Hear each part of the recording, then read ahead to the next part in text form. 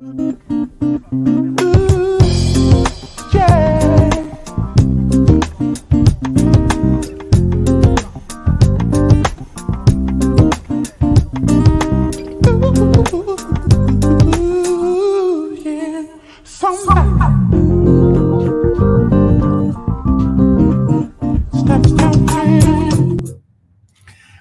everybody. Thank you for joining us for today's Yemi Connected stream. Let's connect for sure. And joining me today is going to be one of my partners, and I've worked with for a long time, but of course, he's been an expert in this game for a lot longer than I have.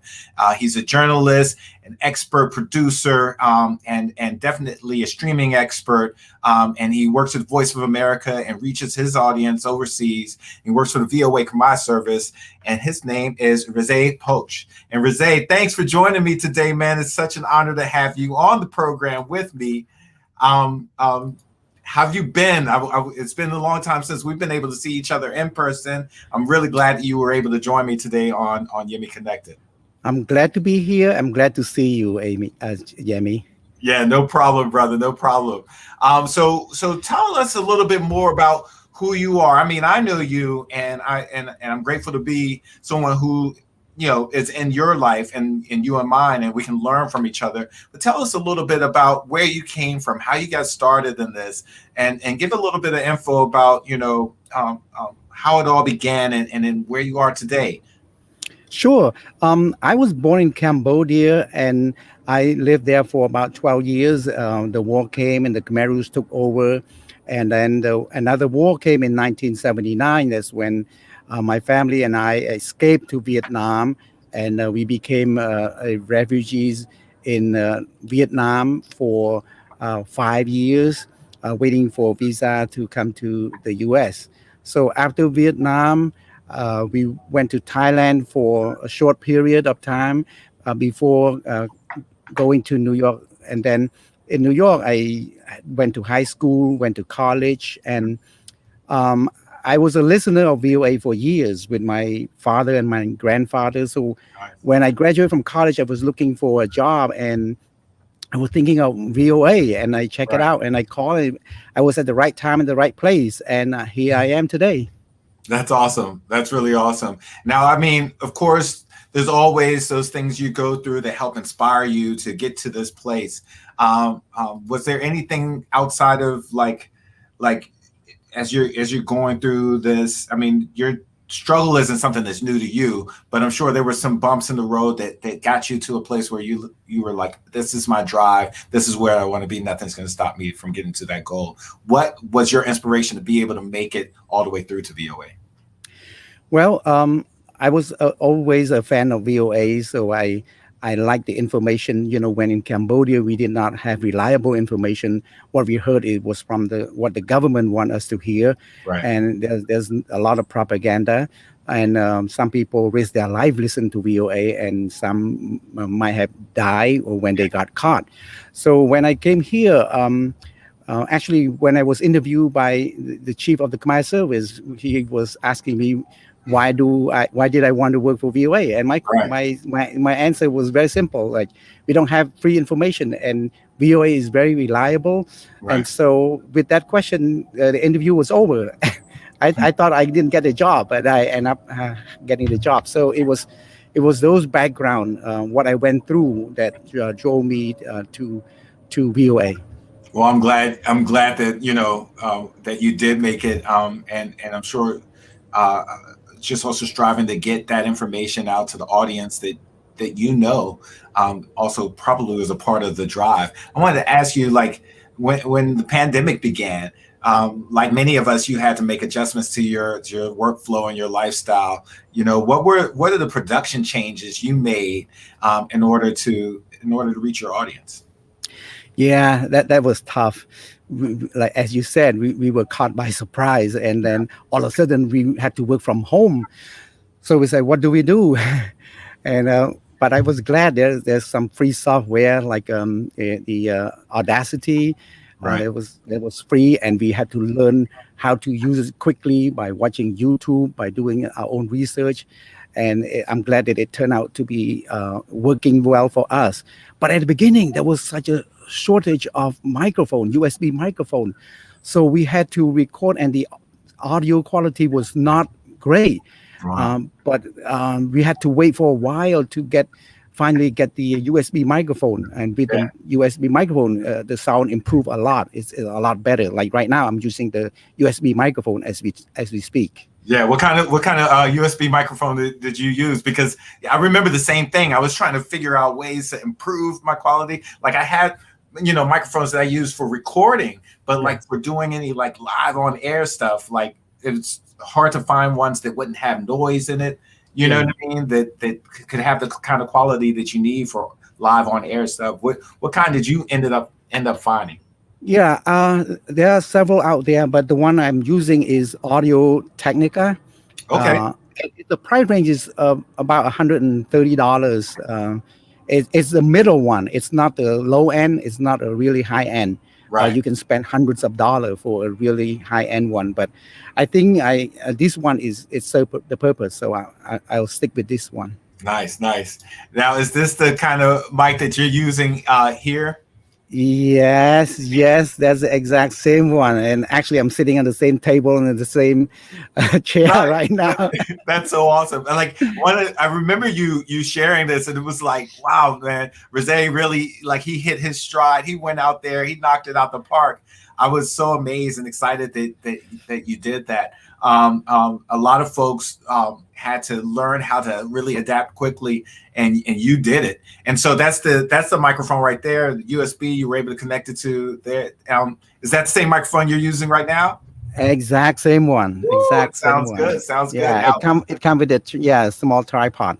Nice. That's awesome. Yeah, we'll put a link in the bottom for any of you other streaming experts out there that want to know more about the microphone. We'll put a link so that you guys can hop on it. Now, Reasey, I remember, man, we were all at the studio and having to do stuff out of the studio. Now, like, what software and hardware worked best for you? Like, first, were there ones that you ran across that like you had to test out and you were like, this just doesn't work? You don't have to name them, but like tell us about those experiences and what you had to kind of figure out, some of the problems you ran into before finding the one that you needed. Yeah, there are a lot out there, and since the pandemic, more and more companies are making all these streaming softwares, Nice. like the one you're using, and I tested out what's called Switcher Studio. Yeah. It's a bit costly. You pay like $30 a month for the service, but it allows you to do what you're doing right now. You can go live on Facebook or YouTube. Right. But the problem is the important thing for streaming, we all know, is the speed of the internet.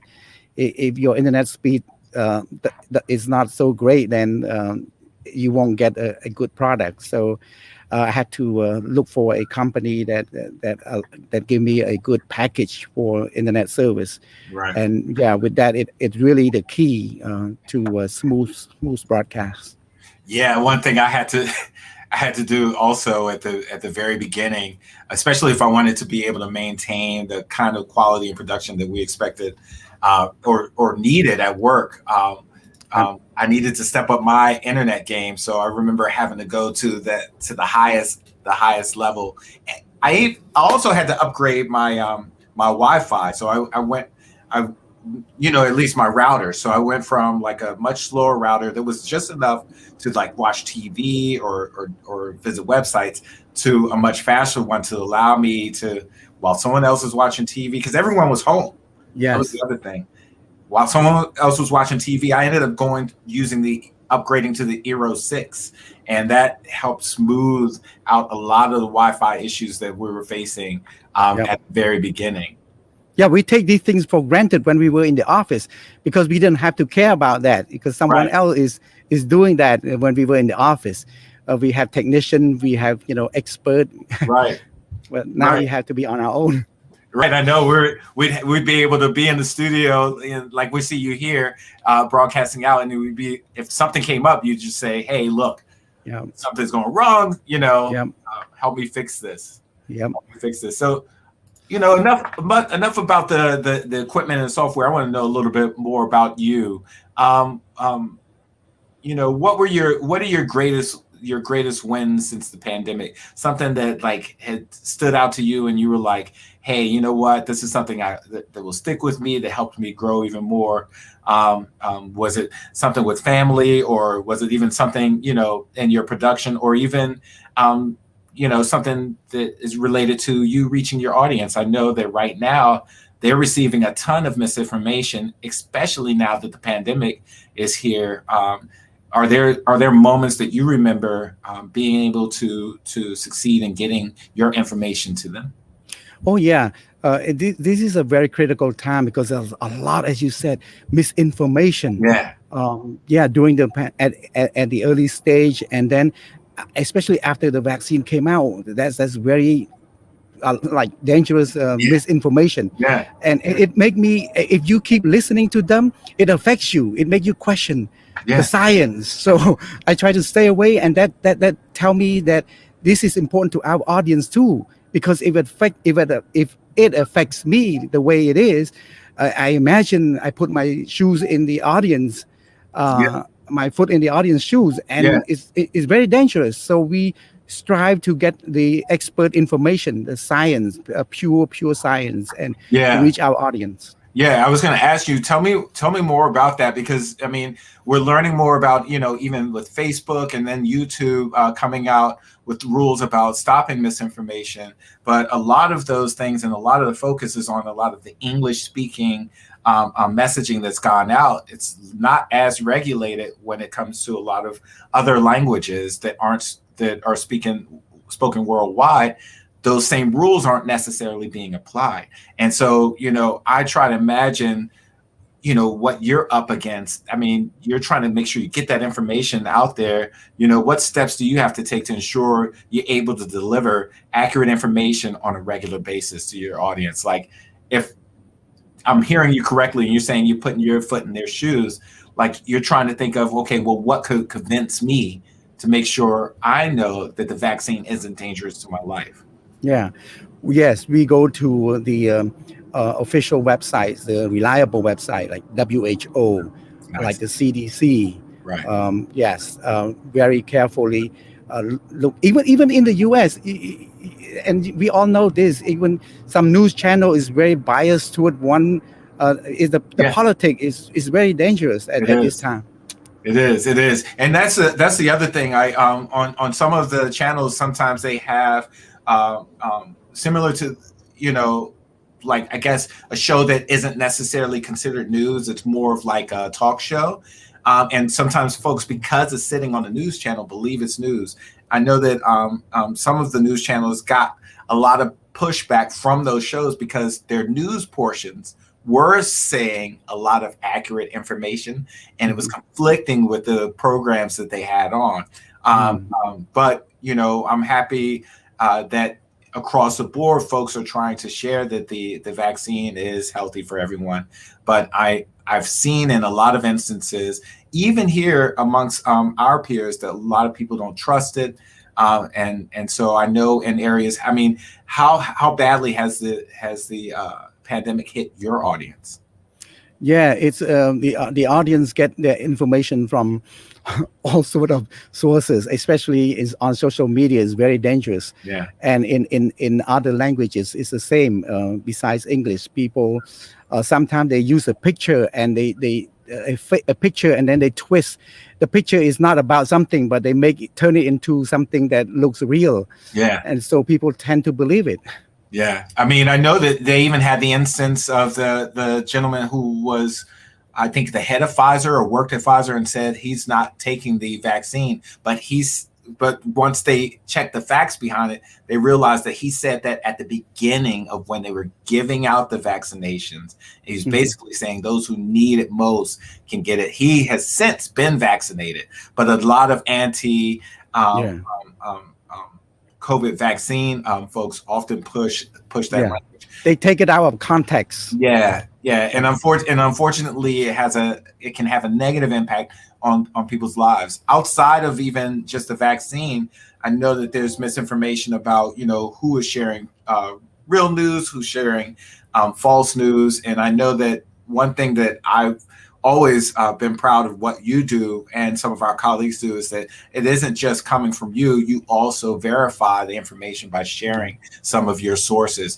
Has it been harder since the pandemic for you to share those sources, or you've been able to do it during your programs? No, we are able to do it. And what make me proud about is some of the people who became my friends on Facebook. When they hear something outrageous, they send a message on Facebook to asking me Nice. to verify it. Is this true? And I said, no, this is not true. This is so ridiculous. Don't Yeah. believe it. So So I'm do, so that do part you I'm get a very lot of those? quite a lot, quite a lot. Oh man. Even was is some scams. Right. One person was in a rural area in Cambodia, and he sent me a picture. He said, "Oh, someone in America died of COVID, and he left millions of dollars, and he chose him to receive it." I Oh said, "Did you meet him?" He said, "No." I said, "That's it. yeah. That's the answer." Yeah, that's the answer. He Yeah, never but met the person, and the person wanted to give him several millions of dollars. yeah, no, So yeah. Yeah, and that's the other thing is they were saying that the year 2020 was a year of the scam, that like a yeah, lot of online scams stepped up so much because they knew that so many folks had gone virtual. yeah, Folks were getting phone calls saying that Social Security or the mhm, IRS or need you to pay them, and that's right, one of the things that neither one of those agencies ever do, especially by phone. They wouldn't do that. But there's even been a scam, and I took this one to at least my local police department, and then even brought it up with the federal police, where they send pictures to people via their phone of people who've been like brutally harmed. mm, And they usually send it to people who they believe aren't from the United States. Um, hmm, to say that if you don't send us any money, then this is what will happen to your family. And hmm, I was able to find out from the police, and then even work with the federal police to find out that this is a huge scam that started up recently, and a lot of folks are often caught on the wrong side of that scam. And they say the best thing we could do is raise awareness. So it's good that yeah. your friends and your peers out there, and even your audience members, have someone like you to help them debunk that. Does it end up like pulling you away from at least trying to get your original story out, or are you able to manage the time between saying, hey, that's fake, stop, don't do that, and then also though know this information? No, that's okay. I can separate the work and that kind of outside work. So I usually answer them when I'm off work, after I sign off, or on the weekend or in the Nice. evening. Yeah, so Nice. that's fine. All right. So what platforms do you use to reach your audience? I know that like here we're used to Facebook, Twitter, Instagram. Is it the same platforms for you and your audience? Or are they Yes, yeah. It's the same. We use all the major one: Facebook, YouTube, Instagram. nice? Yeah, but we could not do as much as during the time when we were in the studio, because we live. We don't live together. We don't uh, be in the same place. We are not in the same place. But what we were able to do is we can use Microsoft's Stream, Microsoft Stream, and then uh, Teams, Yeah. Microsoft Teams, yeah, not Stream, Right. Microsoft Teams. And during the last year's in the election 2020 and the national convention, we were able to have my colleagues in the field, and we use Microsoft Team, and we can go live, or we pre-record it and put some B-roll and broadcast to the audience later, and it works out. That's awesome. That way you're able to connect with the rest of your team and Yes. send everything out. A big shout out to Microsoft Teams and VOA for making the in-house tools work to reach their audience. And I'm sure that was a challenge. So of course, since then you've upgraded and improved your style for reaching your audience. What advice would you give to any aspiring reporter or streaming expert out there who wants to reach their audience right now? Keep an open eye. There's a lot of products out there, and for especially look at me. I'm in my 50s, but if I can learn new technology, so can you. And if you're younger, you can even do better. You can even introduce more ways, new ways to do it more efficiently. So, and also think outside the box. Yeah. Yeah, that's very key. When you see something, think about how can you apply it for what you're doing for your work.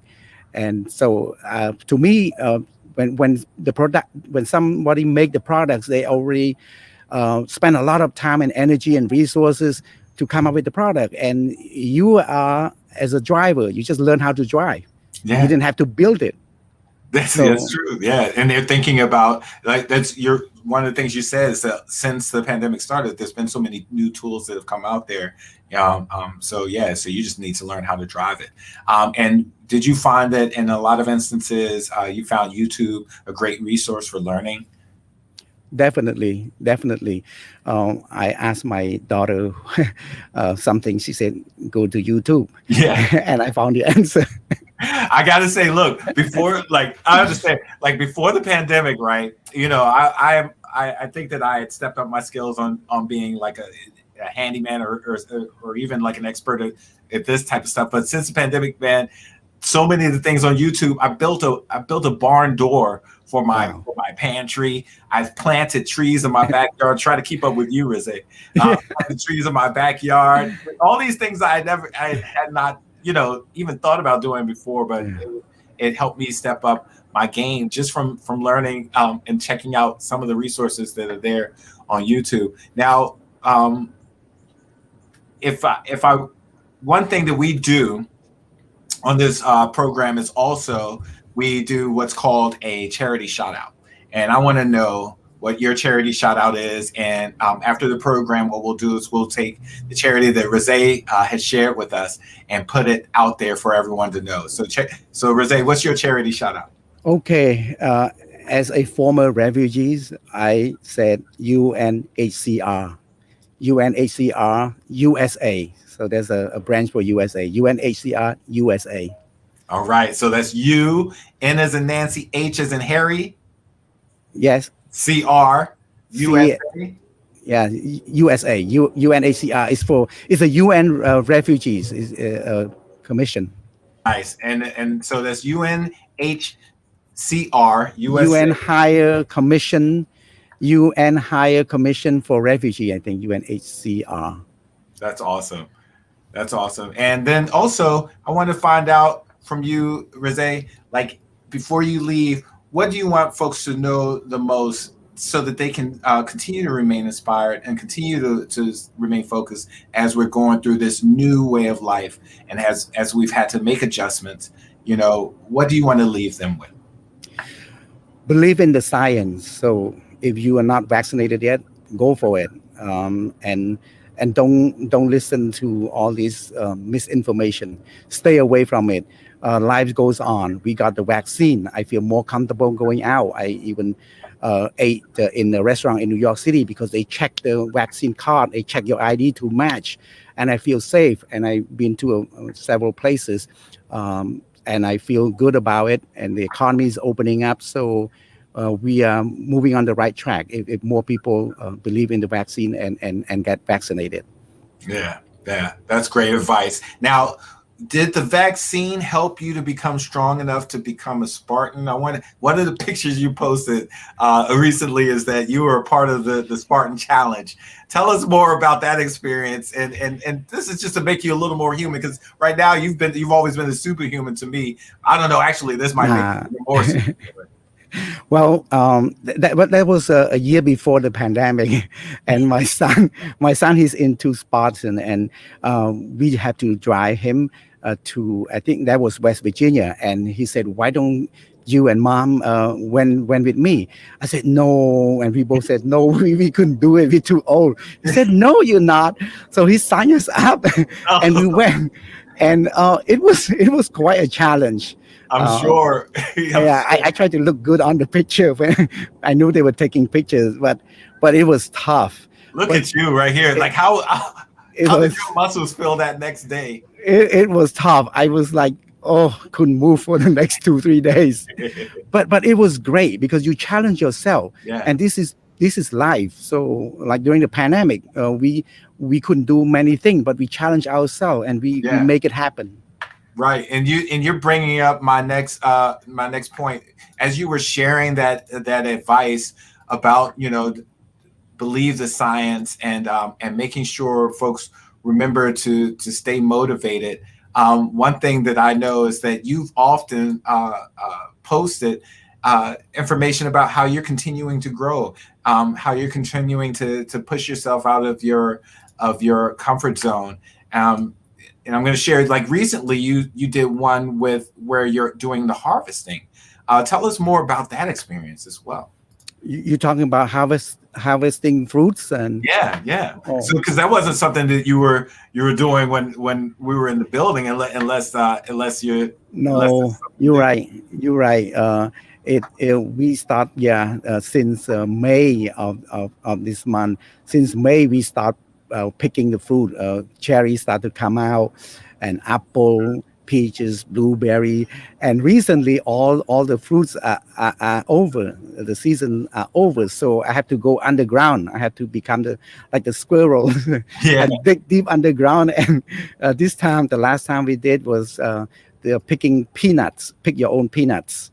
And Wow. it was wonderful. A lot of people are out there, and this is the first time ever. And the fresh peanut, we came home, we boiled them. It tasted so good. I never had fresh peanut before. Was it Usually different from from the taste of the kind you get from the store? One thing I noticed is like grown stuff that's been grown tastes so different from y- what yes. we find at the store.